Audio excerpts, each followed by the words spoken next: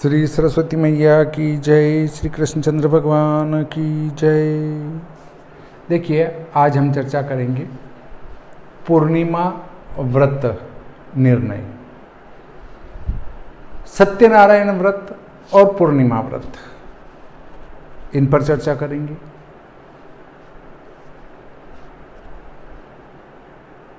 कई जगह चंद्रोदय व्यापिनी पूर्णिमा में पूर्णिमा का व्रत करते हैं, तो वे जो व्यक्ति हैं या वे जो माता बहनें हैं पूर्णिमा का व्रत चंद्रोदय व्यापिनी पूर्णिमा में करते हैं, वो किसी शास्त्र में मेरे पढ़ने में नहीं आया है। चंद्रोदय व्यापिनी पूर्णिमा में पूर्णिमा व्रत का विधान नहीं पाया जाता है, मेरे पढ़ने में नहीं आया। शायद आपके किसी के पढ़ने में आया हूँ तो उसकी कॉपी, उस धर्म ग्रंथ की कॉपी मुझे भी भेजने का कष्ट करें। बाकी ये न कहें कि पिताजी ने कहा था, दादाजी ने कहा था, पिताजी लिखते थे, दादाजी लिखते थे, या हम इतने सालों से लिखते आ रहे हैं, वो बात नहीं चलेगी। चंद्रोदय व्यापिनी पूर्णिमा में व्रत का विधान नहीं पाया जाता है। दूसरी बात, प्रदोष व्यापिनी पूर्णिमा में भी पूर्णिमा व्रत का विधान कहीं पढ़ने में नहीं आया है। वे जो व्यक्ति या माता बहनें प्रदोष व्यापिनी पूर्णिमा में पूर्णिमा का व्रत करते हैं, वस्तुतः वे गलत करते हैं, क्योंकि न तो चंद्रोदय व्यापिनी पूर्णिमा में पूर्णिमा व्रत का विधान पाया जाता है, न प्रदोष काल व्यापिनी पूर्णिमा में पूर्णिमा व्रत का विधान ही पाया जाता है। पूर्णिमा व्रत का विधान कहता है कि यदि उस माह के शुक्ल पक्ष की 14 तिथि, उस माह के शुक्ल पक्ष की 14 तिथि अगर 18 घटी या उससे अधिक हैं तो पूर्णिमा का व्रत पूर्णिमा के दिन होगा, अर्थात दूसरे दिन होगा। 14 वाले दिन पूर्णिमा का व्रत कदापि नहीं होगा। अब यदि 14 तिथि शुक्ल पक्ष की 14 अगर वो 18 घटी से कम है तो पूर्णिमा का व्रत चतुर्दशी तिथि को होगा। अगर वो 18 घटी से चतुर्दशी अधिक हैं और दूसरे दिन पूर्णिमा चाहे प्रदोष में है या नहीं है, उसका कोई विचार न करते हुए उदय काल वाली पूर्णिमा का व्रत करेंगे। यदि चतुर्दशी 18 घटी से कम है तो दूसरे दिन वो प्रदोष में पूर्णिमा है या नहीं है, उस पर कोई विचार न करते हुए चतुर्दशी को ही पूर्णिमा का व्रत करेंगे। आपको ध्यान रखना है 18 घटी। पंचांग खोला, देखा, उसमें लिखा है 14-18 घटी तो पूर्णिमा का व्रत दूसरे दिन करेंगे, और यदि वहां 18 घटी से कम 14 लिखी है तो पूर्णिमा का व्रत 14 को करना पड़ेगा। अब देखिए, आप कहेंगे सत्यनारायण भगवान व्रत कथा में तो लिखा है कि प्रदोष के समय मेरा पूजन करे, अर्थात सत्यनारायण भगवान का पूजन करे, तो उसमें ये नहीं लिखा है कि पूर्णिमा के दिन प्रदोष में मेरा व्रत करे या मेरा पूजन करे। ऐसा कहीं नहीं लिखा है कि प्रदोष पूर्णिमा के प्रदोष में मेरा पूजन करे, ऐसा सत्यनारायण भगवान की कथा में नहीं लिखा है। उस कथा में क्या लिखा है वो बताता हूँ। उस कथा में ये लिखा गया है कि जिस किसी दिन मनुष्य भक्ति भाव से युक्त हो उसी दिन प्रदोष के समय मेरा पूजन करे, अर्थात सत्यनारायण भगवान का पूजन करे। उस दिन अगर एकम हो, बीज हो, तीज हो, चौथ हो, नौमी हो, 14 हो, अमावस्या हो, पूर्णिमा हो, उसमें तिथि का कोई प्रतिबंध नहीं है। उसमें स्पष्ट लिखा है जिस दिन हमारी श्रद्धा हो उसी दिन प्रदोष के समय सत्यनारायण भगवान का पूजन करें। दूसरी बात, अब आप कहेंगे फिर पूर्णिमा व्रत का विधान कहाँ पाया जाता है? बिल्कुल पूर्णिमा व्रत का विधान पाया जाता है, इसीलिए तो पूर्णिमा व्रत लिखा जाता है। अब आप कहेंगे फिर पूर्णिमा व्रत कथा भी होना चाहिए।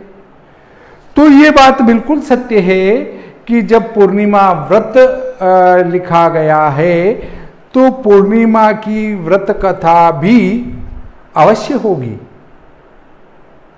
भविष्योत्तर पुराण में पूर्णिमा व्रत कथा का वर्णन आया है और यही पूर्णिमा व्रत कथा परम आदरणीय हमारे अमलों वाले गुरुजी ने कहा था कि आप पूर्णिमा व्रत की बात कर रहे हैं तो क्या इसकी कथा उपलब्ध है? मैंने कहा बिल्कुल इसकी कथा उपलब्ध है। मैंने फिर उस कथा के ऊपर एक वीडियो बनाया था, वो वीडियो आपको कोशिश करूंगा कि इसकी डिस्क्रिप्शन में उसकी लिंक डाल दूं, तो उस लिंक के द्वारा आप पूर्णिमा की व्रत कथा का श्रवण भी कर सकते हैं। पूर्णिमा की व्रत कथा अलग होती है और सत्यनारायण भगवान की व्रत कथा अलग होती है। दोनों कथाओं में भेद पाया जाता है, दोनों की कथा अलग है और दोनों का विवरण भी अलग है। ये है कि सत्यनारायण भगवान की व्रत कथा स्कंद पुराण से ली गई है। श्री स्कंद पुराणे रेवाखंडे श्री सत्यनारायण व्रत कथायाम प्रथमो अध्याय। तो स्कंद पुराण के रेवाखंड से सत्यनारायण भगवान की व्रत कथा ली गई है। किसी में 5 अध्याय हैं तो किसी में 7 अध्याय हैं, परंतु यहाँ पूर्णिमा व्रत कथा में कोई अध्याय नहीं है, मात्र एक ही व्रत कथा है और वो कोशिश करके उसके वीडियो की लिंक डिस्क्रिप्शन में डाल दूंगा ताकि आप उस व्रत कथा का श्रवण कर सकें। तो अब आप इस बात का निर्णय करें कि यदि अभी तक, अब आप कहेंगे कि मैं तो पहले चंद्रोदय व्यापिनी पूर्णिमा में व्रत करता था, कोई कहेगा मैं प्रदोष व्यापिनी पूर्णिमा में व्रत करता था या व्रत करती थी। तो देखिए, जहां तक हमें उस चीज की जानकारी नहीं थी, उसका ज्ञान नहीं था, वहां तक हम अंधकार में थे, या कह सकते हैं कि हम गलती से बाहर तक थे और हमें कोई बताने वाला नहीं मिला।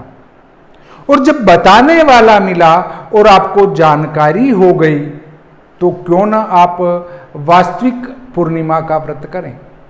हाँ, अगर आप सत्यनारायण भगवान का व्रत करते हैं तो उसमें तो पूर्णिमा का कोई प्रतिबंध ही नहीं है। जिस दिन चाहें, जब चाहें, प्रदोष के समय श्री सत्यनारायण भगवान का पूजन करें व्रत करके। और परंतु यदि पूर्णिमा व्रत आप कर रहे हैं और पंडित जी से ये पूछने जाते हैं कि पूर्णिमा कब है, तो उस स्थिति में आपको इस 18 घटी का टारगेट देखना पड़ेगा कि उस 18 घटी 14 है या नहीं है। यदि पंचांग खोला और उसमें 18 घटी आपको 14 मिल जाती हैं तो वो 14 पूर्णिमा का वेद कर रही हैं। और चूंकि पूर्णिमा विद्या तिथि है, इसलिए विद्या तिथि में पूर्णिमा का व्रत किसी भी कंडीशन में नहीं किया जा सकता। और जब विद्या तिथि में व्रत नहीं करेंगे तो उसको अगले दिन करना पड़ेगा। देखिए, मैं इसके लिए आपको बता दूं कि कैसे देखना पड़ेगा इसको। अधिकांश 90% पंचांगों में सबसे पहले तिथि दी जाती है, तिथि के बाद वार होता है, फिर घटी और पल होते हैं। तो यहाँ 1 से लगाकर 2, 3 ऐसा लिखा, फिर 14 और पूर्णिमा शुक्ल पक्ष में।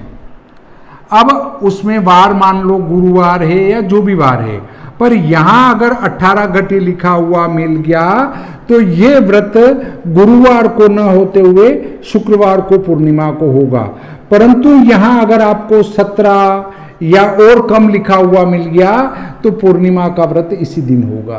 परंतु श्री भादव माता पंचांग में यहां तारीख दी जाती है आगे, सबसे पहले तारीख रहती है, तो तारीख से हम तिथि को पकड़ सकते हैं कि आज कौन सी तिथि है। श्री भादव माता पंचांग की एक यही मुख्य विशेषता है कि उसमें सबसे पहले अंग्रेजी तारीख है। अगर आपको हिंदी तिथि याद नहीं है तो भी उस अंग्रेजी तारीख से आप लगातार एक के बाद एक पकड़ सकते हैं। तो कहाँ आपको 18 घटी देखना है वो मैंने आपको बता दिया। फिर आप स्वयं पूर्णिमा व्रत का निर्णय अपने घर बैठे उस पंचांग को देखकर कर सकते हैं। हाँ, परंतु एक बात ध्यान रखें कि पंचांग में क्या लिखा है उस पर विचार नहीं करना है हमें, तो हम स्वयं पूर्णिमा व्रत का निर्णय पंचांग को देखकर कर सकते हैं। इस प्रकार आज का ये प्रकरण यहीं समाप्त होता है। श्री सरस्वती मैया की जय, श्री कृष्णचंद्र भगवान की जय।